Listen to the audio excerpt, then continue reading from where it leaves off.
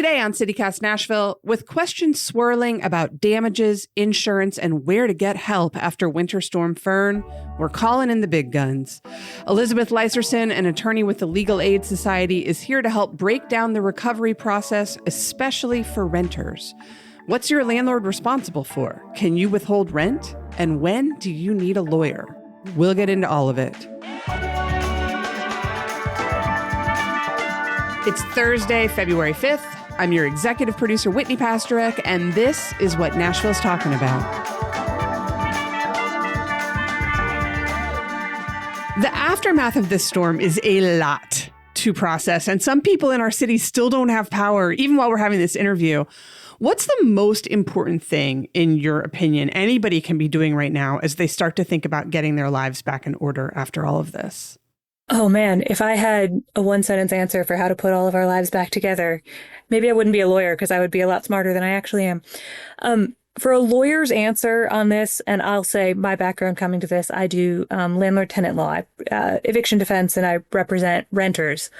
But from a perspective of sort of dealing with property and rentals in the wake of this storm, the overarching thing that I'm really going to recommend is communication. There's going to be just so much that we all have to do, and we're all already tired even thinking about it, but dealing with talking to insurance companies and your landlord, with your utility companies, with the city government, that communication piece, I think, is going to be the number one thing for dealing with all of these problems. And it's hard, and it's hard to work yourself up to do it, but it is really important. So stay in touch with all of those groups and those people and figure out what your processes are and who you can talk to at all of those different levels. Because there are a lot of people who are trying to help. It's a matter of connecting folks. Absolutely. And we do want to emphasize that although you are a lawyer, nothing you say here constitutes formal legal advice. You're just here to give advice. But in the past, when we've seen disasters like this in Nashville, what are the most common legal issues that you see people, especially tenants, facing? And are you already hearing about any of those on the ground right now? Yeah, and I appreciate the caveat. It's like you've had lawyers on the show before. If folks do need legal advice, you are welcome to call Legal Aid. So Legal Aid serves Middle Tennessee and the Cumberlands. Our number is 1-800-238-1443. But in my universe, in the sort of rental space, the big things we're seeing right now are problems for folks who are living paycheck to paycheck. Because one of the many things that happened last week is a lot of folks missed paychecks, and you're trying to make things come back together in the wake of a big disaster. And if you've lost some piece of that, that makes it really hard. Now, I'll say, in general, legal aid's usually not the number one place people call right after an emergency. We're number 2, 3, or 4. So I'm expecting we're going to start getting more calls in a week or 2 or 3 once people's first attempt at fixing something doesn't work. And that's when you want a lawyer. So right now, most of the people we're talking to, unfortunately, are people who were already in the process of being evicted when the storm hit, which is just adding a level of difficulty and complication and heartache to an already difficult and complicated and heartbreaking process. I'm assuming that the storm also shut down courts. Absolutely, yeah. So in Davidson County, for example, courts were entirely shut down for 3 days last week. So the Monday, Tuesday, and Wednesday after the storm. They're sort of starting back up, hit or miss, and some courts are running and some courts aren't. And then, of course, you have the fact that even if court is running, do you have childcare? Do you have a way to get there? Is your bus route working? When everything's broken down, it's really hard to make that piece work. Do you think there's any chance that we'll see an eviction moratorium from the city? I don't know. We want to pause here and repeat the advice given by Legal Aid Director Darkenya Waller at Tuesday's press conference regarding evictions. The chance of state preemption likely means we cannot locally pause evictions while we recover from this storm, but you can take advantage of Nashville's Eviction Right to Counsel program if eviction proceedings against you are underway. They are advising that everybody show up to court, as your chances of getting help increase dramatically once you're there, and look for the blue Eviction Right to Counsel table in the hallway. If you need to check your court date or the status of your case, you can call the General Sessions Court Clerk at 615-862-5195. To learn more about all of this and get assistance, please visit las.org/eviction help or call 833-837-HOME. That's 833-837-4663.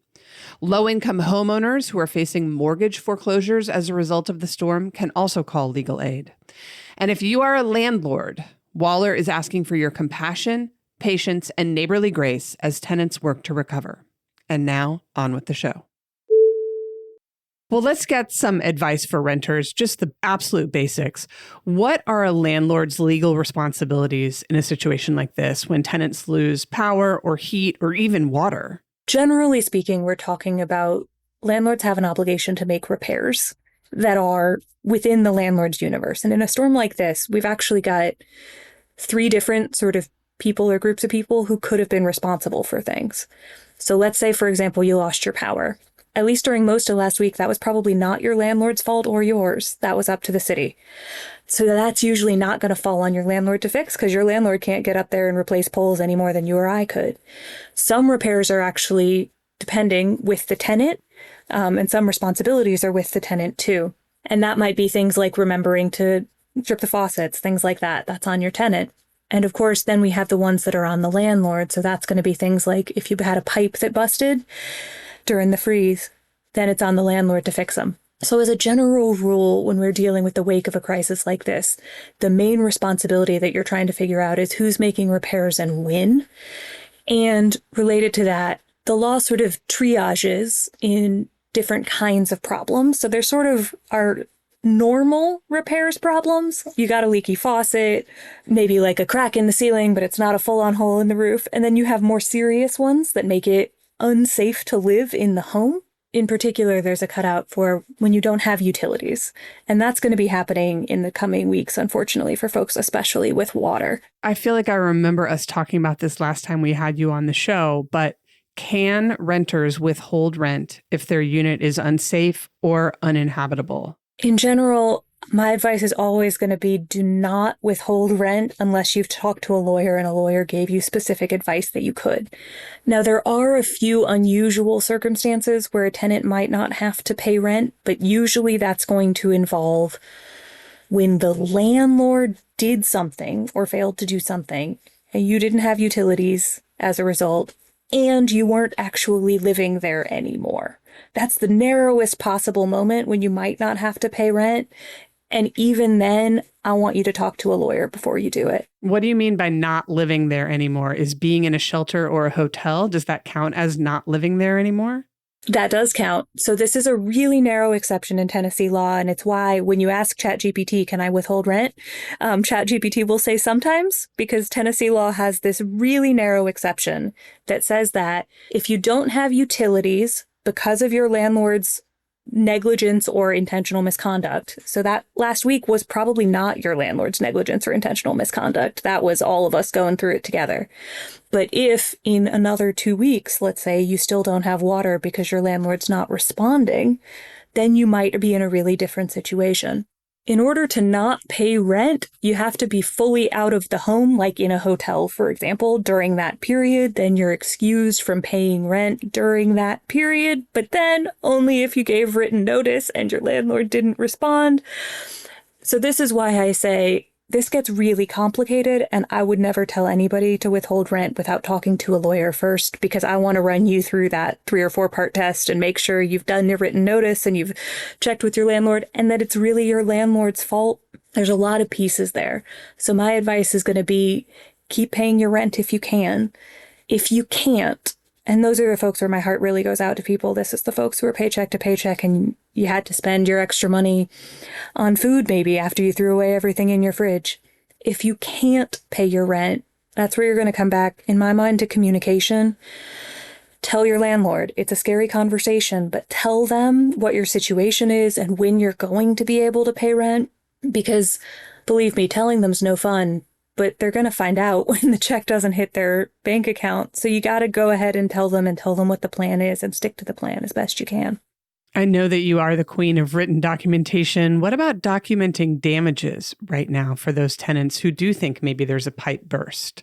Whitney, you know me so well. I do love the documentation. So I'm going to say start with photos and videos. So whatever you have, whatever your situation is, take a picture of it. If it's something like a leak, a video is going to be better because it's going to show how fast, for example, water is coming in. Save that somewhere and also send it to your landlord. So email is usually going to be the easiest way to do that. Send it to your landlord with what you need. Hey, this is really serious. I don't have running water because of this. Can you please tell me the timeline for when someone's going to be out? And then stay in communication. You may have to follow up. You may have to ask, hey, I didn't hear from you and I had to shut off the water last night. I wasn't able to shower this morning. Is there going to be a plumber who can come today? Stay in communication. And those written communications are going to be your most important proof. I have a lot of people come to me and say that they recorded a conversation with your landlord. And that is allowed in Tennessee. We're a one-party consent state. So if you're in the middle of a conversation with your landlord and you want to record it, you can. But in general, what courts are going to care about and what landlords are often going to care about is what's in writing. And sometimes the law requires writing. So take the photo, take the video, email it to your landlord and follow up. Be specific with what you need and ask those tricky questions about timeline. What if, worst case scenario, your landlord is quite simply not responding? This is anecdotal, but I think we've all seen accounts on social media this week of, I've told my landlord repeatedly that we don't have water and the property management company's not calling me back. What are people supposed to do in that point? At that point, that's when I would say you need to call a lawyer because you may need to figure out what are your options. And your options are going to depend on the specifics of your situation. So it's a different situation if, for example, there's some minor water damage in the ceiling, but everything's structurally fine and your landlord's not responding on that.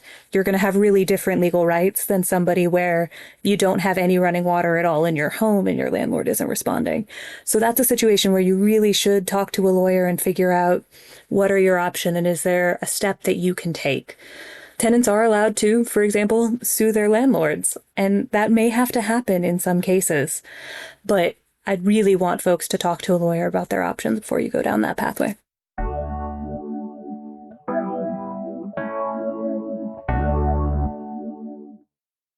Let's talk about insurance. If somebody was displaced from their home because of all of this, whether they own or rent, is there anything in place in renter's insurance or homeowner's insurance that might be able to help them cover those costs? Absolutely. And it'll depend on the details of your policy. Different policies cover different things, but both renter's insurance and homeowner's insurance can cover a lot of the types of expenses that people are facing over the last week.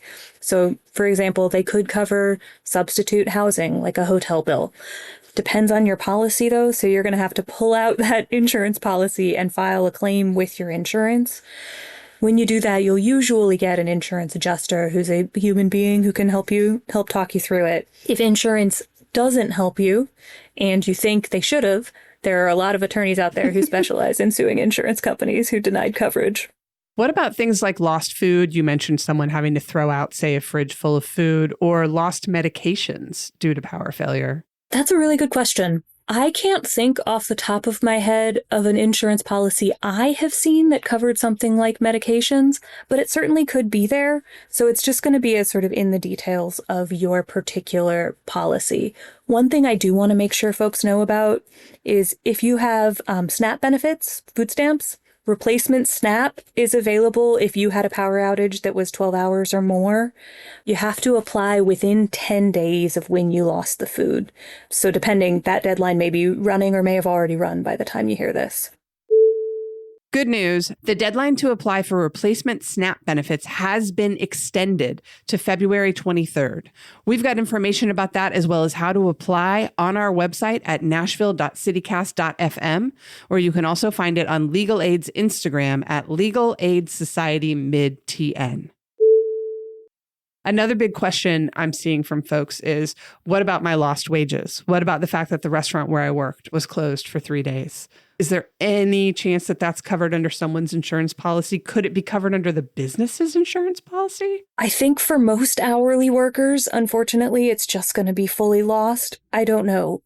You should talk with your employer and see what the options there are. Some workplaces have sort of benefits programs you might be able to apply for. And depending on how long you're out of work and why, you might be eligible for unemployment.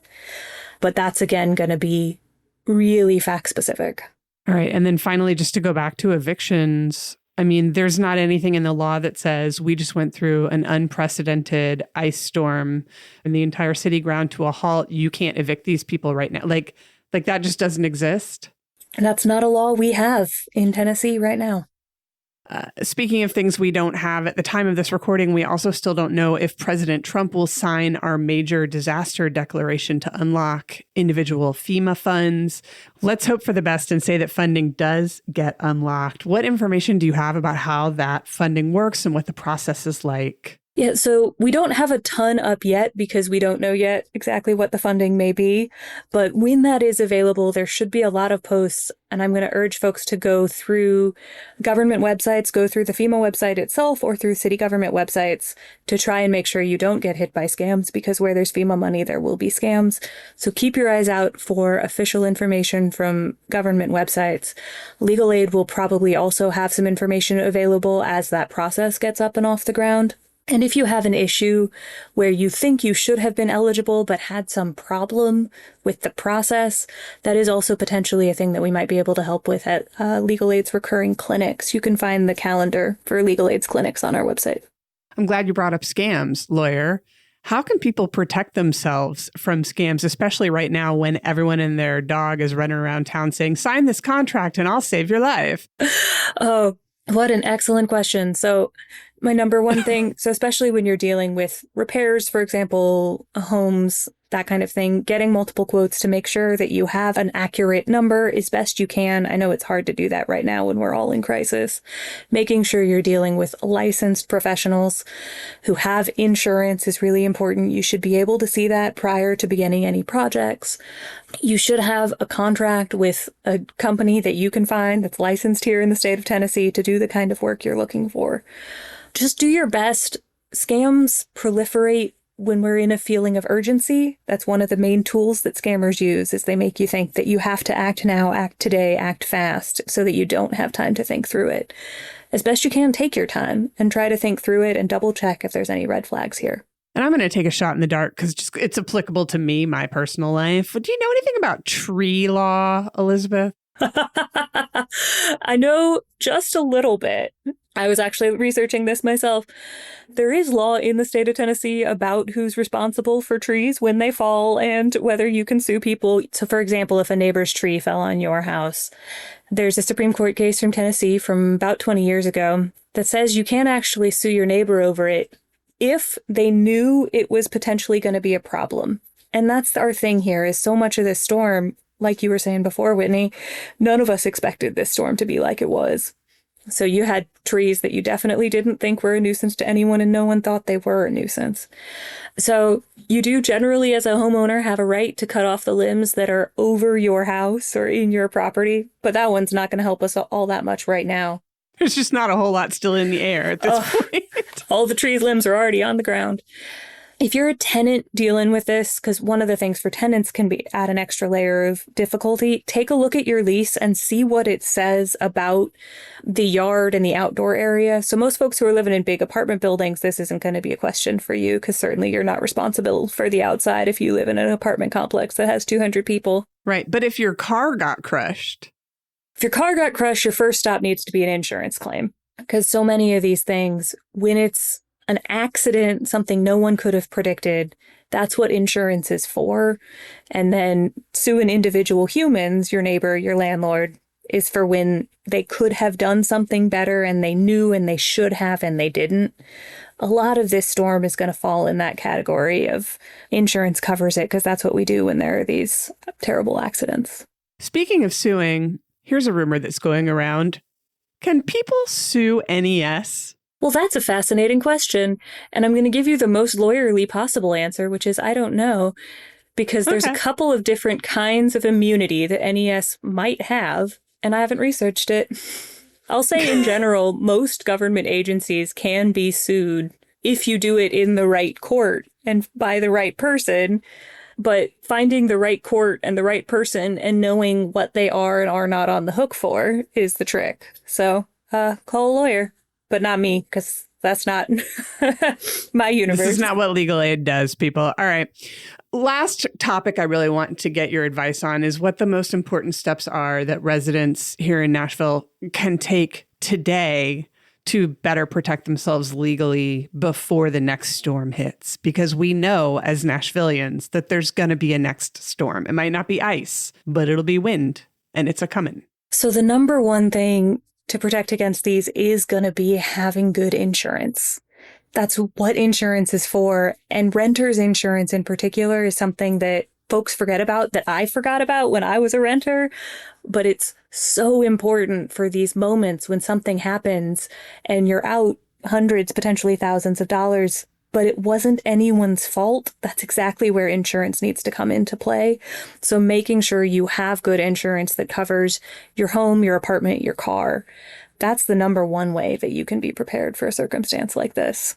Folks, just a reminder at home, Metro Nashville is really encouraging everyone to call the United Way helpline at 211 or fill out the form at nashvilleresponds.com if you need any form of disaster assistance. Let's get y'all one more important number one more time. Elizabeth, what's that number for legal aid? 1-800-238-1443.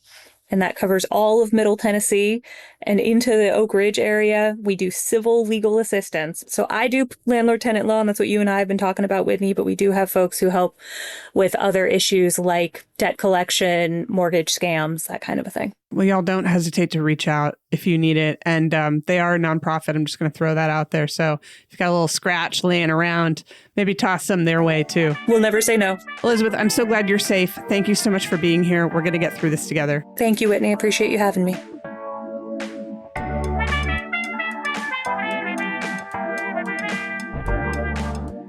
That's all for today here on CityCast Nashville. Please pass this episode along to anyone in your life who needs to hear it. And remember, legal aid is always just a call away. And don't forget, you can support this show and get great perks by becoming a CityCast Nashville neighbor at membership.citycast.fm. If you enjoyed the show, why not tell your friends? Rate the show, leave us a review, and subscribe to our Hey Nashville newsletter. We'll be back tomorrow morning with more news from around the city. Y'all take care of each other.